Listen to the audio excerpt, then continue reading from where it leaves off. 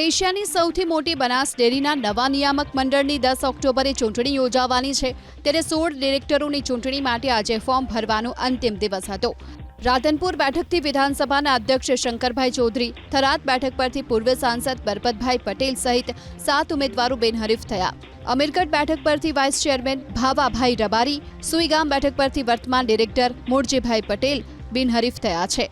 તો ભાજપ બેઠક પરથી અંબાબેન ચૌધરી બિનહરીફ થયા। ડીસા બેઠક પર કમળાબેન આલેએ ફોર્મ ભર્યું હતું। ડીસામાં એક ફોર્મ આવતા બિનહરીફ થવાની શક્યતા છે, જ્યારે કે વાવ બેઠક પરથી રાયમલભાઈ ચૌધરી અને તેમના પત્નીએ ફોર્મ ભર્યા છે, જે બિનહરીફ થવાની શક્યતા છે।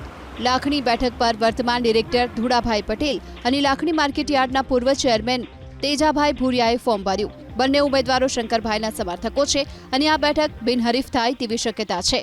દાંતીવાડા બેઠક પર વર્તમાન ડિરેક્ટર પીજે ચૌધરી સામે ભાજપ આગેવાન અને પાથાવાડા માર્કેટયાર્ડના વર્તમાન ડિરેક્ટર વિનોદ ભૂતડિયાએ ફોર્મ ભર્યું છે, જ્યારે કે દિયોદરમાંથી ઈશ્વરભાઈ પટેલ અને રમીલાબેન ચૌધરીએ ઉમેદવારી નોંધાવી। આ ચારેય ઉમેદવારો શંકરભાઈના સમર્થકો હોવાની સાથે આ બેઠકો બિનહરીફ થવાની પ્રબળ શક્યતા છે।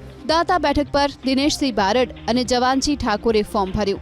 આ બેઠક પણ બિનહરીફ થાય તેવી શક્યતા છે, જ્યારે પાલનપુર બેઠક પર પૂર્વ કેન્દ્રીય મંત્રી હરિભાઈ ચૌધરીની સામે વર્તમાન ડિરેક્ટર ભરત ચૌધરી, વડગામ બેઠક પર વર્તમાન ચેરમેન દિનેશ ભટોળની સામે વડગામ માર્કેટયાર્ડના પૂર્વ ચેરમેન કેપી ચૌધરીએ ઉમેદવારી ફોર્મ ભર્યું। કાંકરેજ બેઠક પર વર્તમાન ડિરેક્ટર અણદાભાઈ પટેલની સામે થરા માર્કેટયાર્ડના વર્તમાન ડિરેક્ટર બાબુ ચૌધરીએ ફોર્મ ભર્યું છે।